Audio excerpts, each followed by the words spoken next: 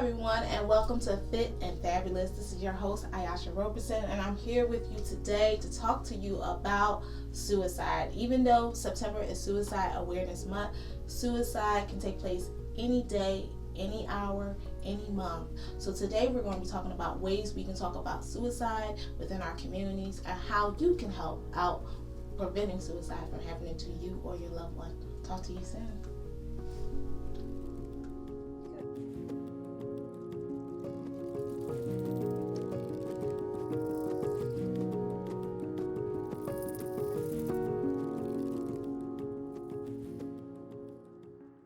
Hello everyone and welcome back.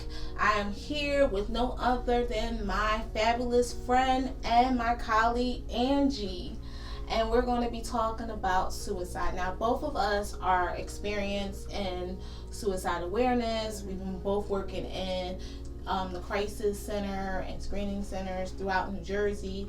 So we're going to be talking about preventative ways about suicide when it comes to our children.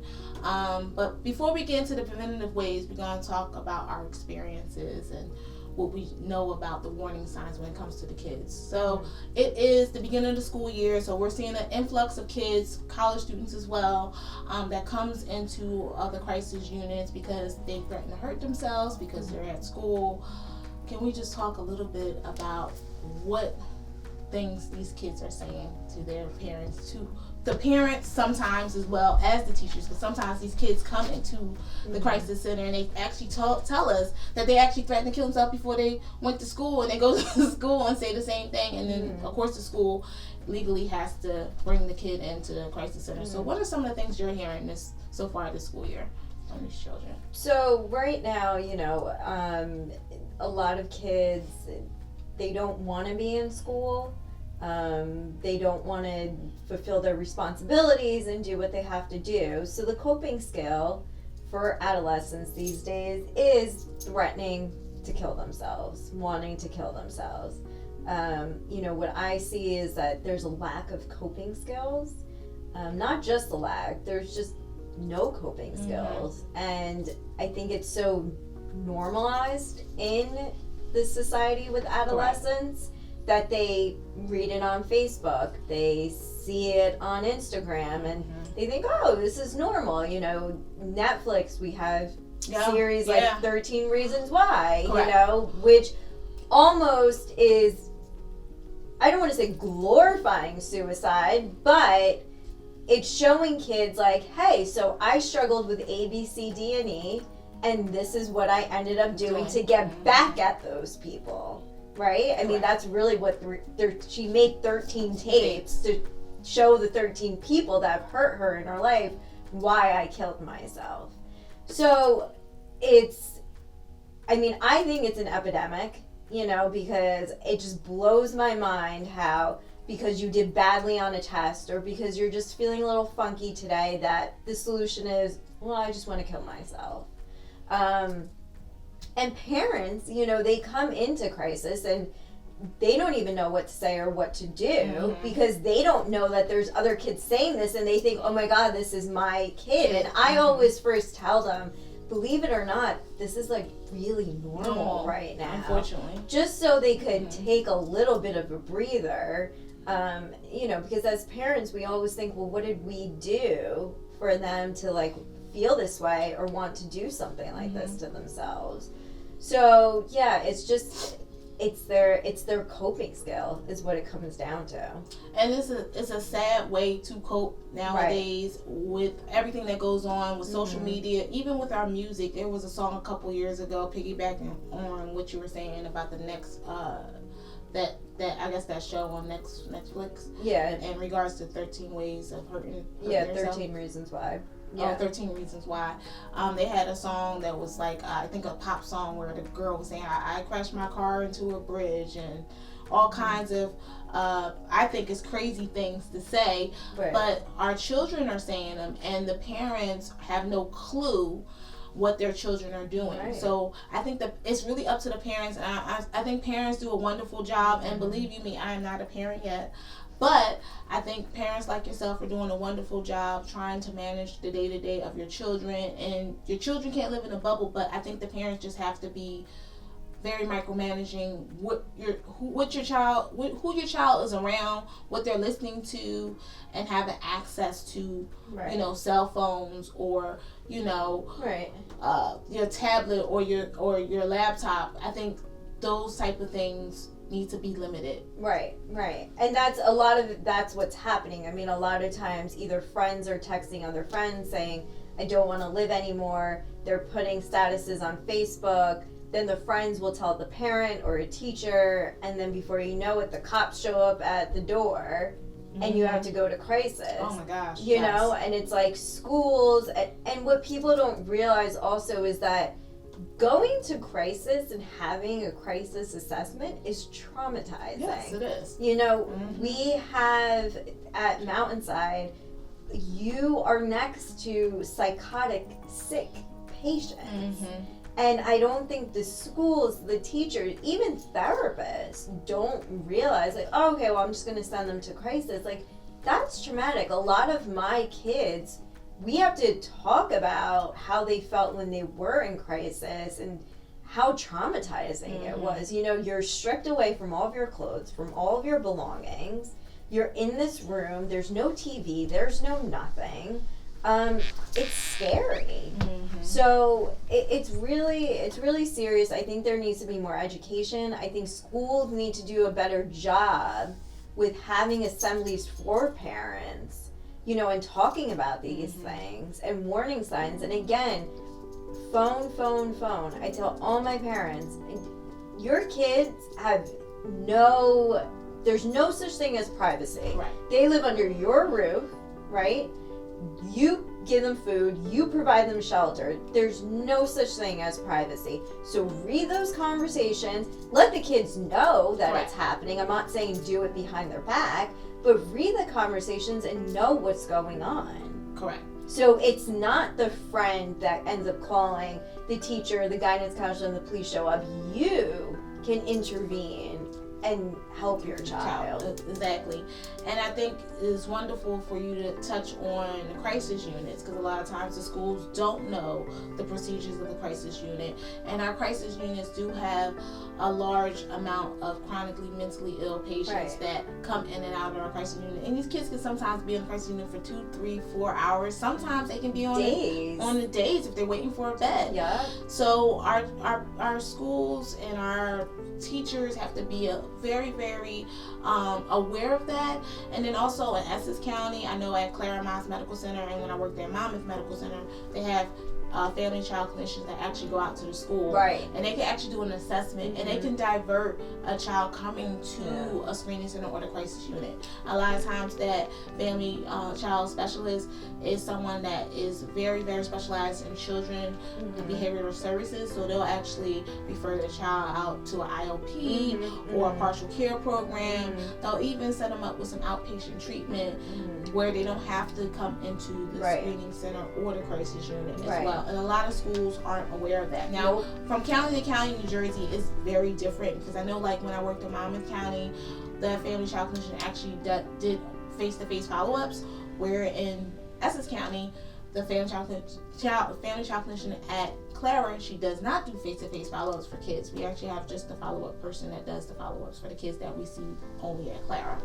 But there's so many resources that sometimes the schools are not aware, and even sometimes these therapists, these private therapists, are not aware of, you know, the crisis center and what type of services we have for children and families that's available. But I think you hit it home. Like, these parents have to limit their child access to social media. It's not about being your child's friend, or if they're not going to like you. I'm not a parent yet, but I get cursed out by kids all the time. Unfortunately, that's just part of the nature of the beast. We see kids sometimes 3-4 times a year, unfortunately, and got some type of rapport and relation with them, and sometimes they also get upset and curses out as well. And the parent just have to say, okay, well, this is just anger talking. This is not my kid. My kid is not in the right state of mind. And don't take it personal, and just continue to be the best parent you can be for your child. Because the last thing you want to do is be enabling this type of behavior. And I think a lot of times parents, they enable the behavior, and that's why we see such an influx of children coming into our crisis unit. Or units, I should say. Now, what are your thoughts in regards to children who have negative peer influences as well, and then that leads them to want to hurt themselves? Like kids that are being bullied, and then they say the magic words and want to hurt themselves because they're being bullied by their friends, and then the parent is aware, but kind of like don't want the child to say too much about it because they already talked about it at home. Okay. Yeah, so, well, bullying, I mean, is a very serious thing that's happening, within schools right now, especially cyberbullying. Just even piggybacking off our last interview, it's easy for these kids to hide behind the phone and, bully each other. So parents do need to get the schools involved, and when these things are happening, go to the school face to face and be like, what are you guys doing to help my son or daughter? Parents, it's not the way it used to be back in the days. And I think parents have a hard time understanding that, and they have to understand that the culture is just so different right now. And you really have to be more involved and more active in your child's life. And, another thing is make sure that they have activities and extracurricular stuff to do after school, so they're not sitting in their room and getting caught up with the phone and have time for this almost. There's a program in Newark. It's called Lights On program, and it started maybe a couple years back. I can't recall the principal, but it's in the west ward of Newark. I think it's at West Side High. Sorry, quote me if I'm wrong, but sorry about that. But they have a program called Lights On, and it's actually a non-traditional program. It's for the high school students, and they actually are available. The school is open from 3 o'clock in the afternoon all the way until 11 o'clock at night, where they provide all different types of resources and services for the kids, and the kids are in a structured environment. So a lot of times I know with parents that I come in contact with, they may work non-traditional hours, they are a single parent, they don't have no one to take care of the kids inside the household, so the kids are kind of like let loose a little bit, sort of, or the after school program ends at 5 o'clock. So they don't really have the structure in place. So I think too, when you don't have a structure in place, it tends to allow the kids to be more vulnerable to be bullied because they're on their cell phones. And we know as an adult, sometimes we be on our cell phones just checking out stuff going on as well. So we can just imagine these kids having access to it, and it makes them have access to a whole different situation than what they would truly expect them, because they're bored, they don't have anything to do. So I think it's really up to the parent to really be really involved. And I know it's really hard for parents out there, especially if you're financially limited. I know it's very hard, but you have to be very proactive in your children's life. And something else that we also have to remember is that an adolescent's brain isn't fully developed, and the part of the brain that's not fully developed is the frontal lobe that is responsible for impulse control, So these kids are very impulsive.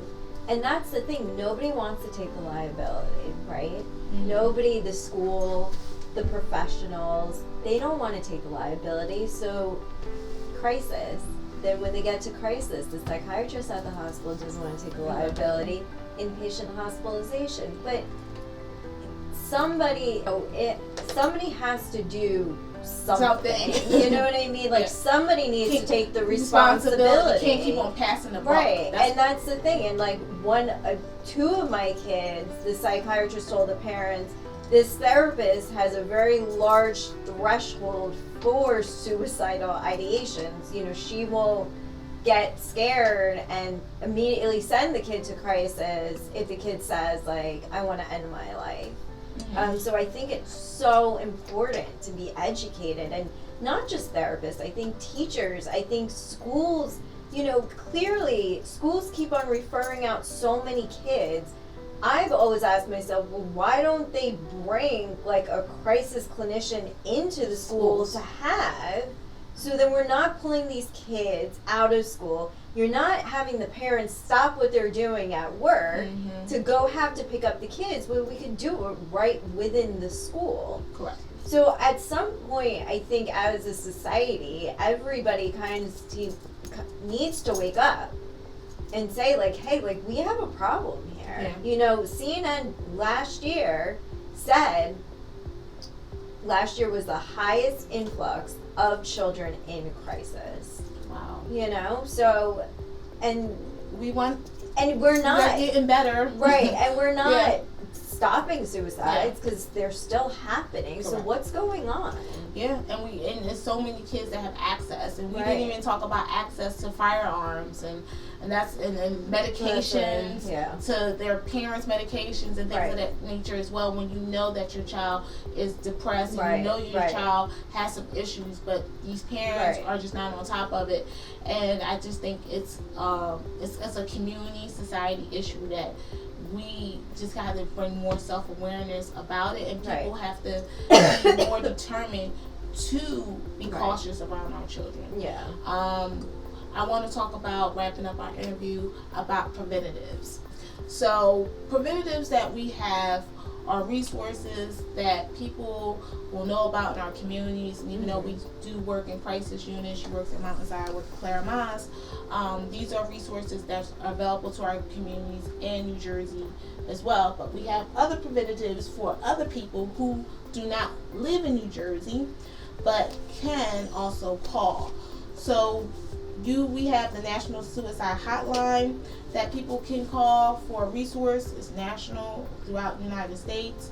That number is 1-800-273-8255. Again, that's 1-800-273-8255. And you can always call your local police station, and they could actually, most states have some type of crisis clinician or screener that will be able, or mental health professional that will be able to evaluate that person. If you don't feel comfortable calling, the new thing is a lot of people like to text.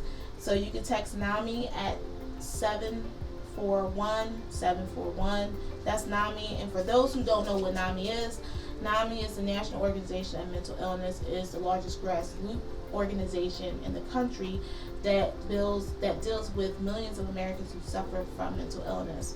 Now, their website is www.nami.org, or you can call their hotline at 1-800-950, and that's NAMI, and it's open Monday through Friday from 10 a.m. to 6 p.m. Eastern Standard Time. And for New Jersey residents as well, we have the Hope Line. I've intersected a lot of calls through New Jersey Hope Line, so shout out to New Jersey Hope Line, always expediting these calls to screening centers throughout New Jersey and crisis areas throughout New Jersey. Their number is 1-855-654-6735. And again, we want to take the time out to say to you, thank you so much for engaging in this conversation with us today. We pray that this conversation has touched you, inspired you, encouraged you, and also gave you the resources to help someone that's in need, someone that wants to hurt themselves or thinking about hurting themselves. Again, my name is Ayasha Roberson. Thank you so much for tuning into Fitness and Fabulous, and thank you so much for Angie for being a part of this show once again. And again, just remember, if God is for you, who could be against you? Take care. I love you, and God bless.